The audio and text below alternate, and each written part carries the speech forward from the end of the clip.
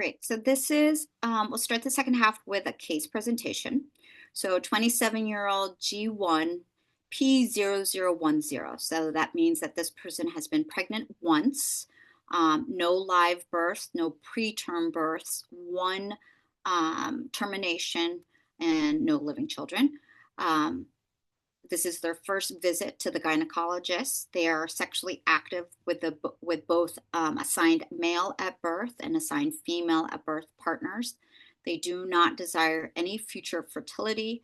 They have no prior or planned future surgeries, and they are considering testosterone affirming therapy. So this is a great paper by Dr. Francis Grimstead, Lauren Abram, and their associates called Contraception Across the Transmasculine Spectrum. Because I think there's a lot of providers who I think who have questions about, well, what type of birth control can I use in patients who are either taking testosterone therapy or identify as a trans man. And it's a really nice algorithm about how to think about birth control. And it starts out really with what we talk about organ inventory. And I had brought this up in our last meeting about thinking, well, what organs are even present? And do I need, and thinking about, do I need contraception? So thinking about, is the uterus only there? Are the ovaries only there? And are the ovaries and uterus present? If the uterus and ovaries are present, is pregnancy desired? And again, if the ovaries and the uterus are absent, that brings you down, obviously no birth control. And so really there's only one scenario in which you would recommend contraception. And that's going to be if the ovaries and uterus are present. So that's the third black box down. Desires pregnancy now. And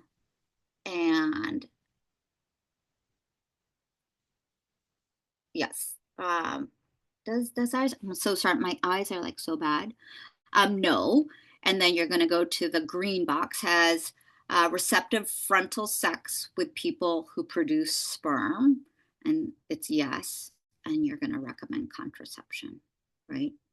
So basically, of reproductive age, has uterus, ovaries, and they're having penile and vagina sex. And then you're going to recommend contraception. So it really just depends on typical. So this is a nice overview of contraceptive methods. So it goes through all of the birth control options that we have on the left, but it goes through the symptoms kind of on the top.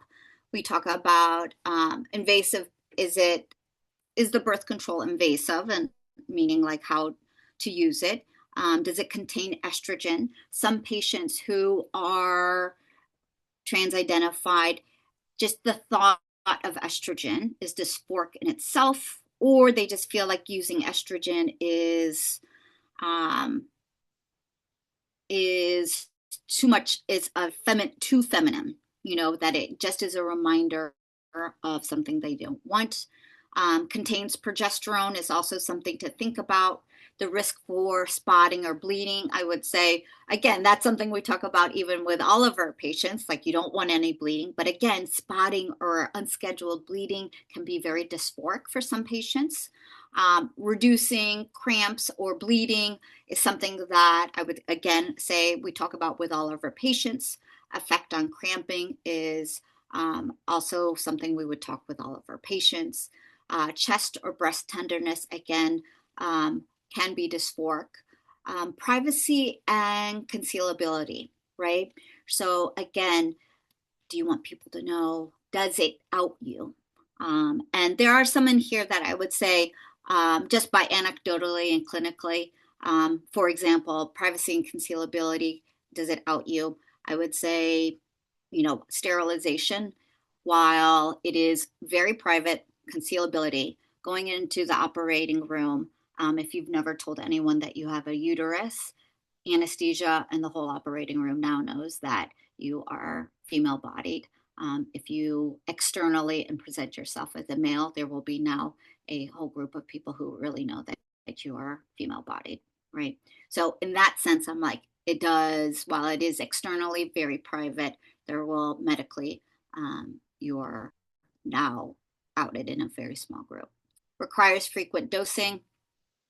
Um, again, whether it's daily, monthly, can be a problem.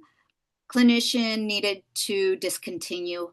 Again, some patients having to go to gynecologists, that can be very difficult in that going to the gynecologist when you may be male appearing is difficult. And then efficacy, we all talk about. So this is something to be thinking about. I would say in most of our patients, you would counsel exactly how you counsel all of your patients. I'm a big believer in IUDs in general. I think talking about the same thing, what are your goals in terms of bleeding, and how often do you want to take things, and longevity, like long acting. I think the idea of not taking a pill on a daily basis and having long acting contraception is something that I talk about with all patients, not just my non-binary or transmasculine patients. So again, normalizing contraception for all patients, I think is pretty, I would say in my practice is what I do. But more simple things I would say, or things that I see more often in my trans men, is going to be the discomfort with insertion. So I do offer, and I would say do quite a bit of IUD insertions under anesthesia for trans men or patients with trauma. So, which I don't know if in South Carolina that is covered, or if any providers are more comfortable doing that or have that ability to do it more often. In patients who still have that breakthrough bleeding or continue to have light bleeding on testosterone therapy, I will either do the implant or offer the Mirena IUD as well. Anyone want to share an experience they have, or any questions about contraception in general? Dr. Viloria, we're going to wait until the presentation part is Okay. finished because we don't record our participants. Right. So folks, just remember that. I'm going to go ahead to the next slide. No problem. Okay. So the case, just wrapping up the case actually. So this patient, just go ahead and, sorry, I added a little bit of animation to this. So patient I recommended, and patient was agreeable to physical exam, just reviewing that ACOG recommendations for initiating cervical cancer screening, and offering HPV vaccination and STD testing. So that this patient was agreeable to starting the HPV vaccine series as well as full STD testing, including serum testing as well. And then we talked about contraception, and the plan was for an IUD, a Mirena IUD insertion, and they did end up starting testosterone therapy. So that is, and I told Rachel I would do some resources. The first resource is the contraception across the transmasculine spectrum. And then the UCSF transgender care, it's actually their guidelines. It's under primary care. The Endocrine Society, their guidelines are entitled, they use the gender dysphoria, gender incongruence, the language that I think will probably be the ICD-11 language. ACOG committee opinion number 823, it's a great committee opinion guideline as well. The World Professional Association for Transgender Health, their edition 8 is extensive, but it's a free download. And then reproductive, I know I put bedsider.org. I like that. Reproductive Access actually is also a great resource, and they do have resources for, everyone has their own language, of course, but it's across the gender spectrum. They have some pearls, but a great for birth control in general as well. So there are a lot of resources in general out there, but I especially like the ACOG world. The W path is just very, very long but very, very extensive and detailed. So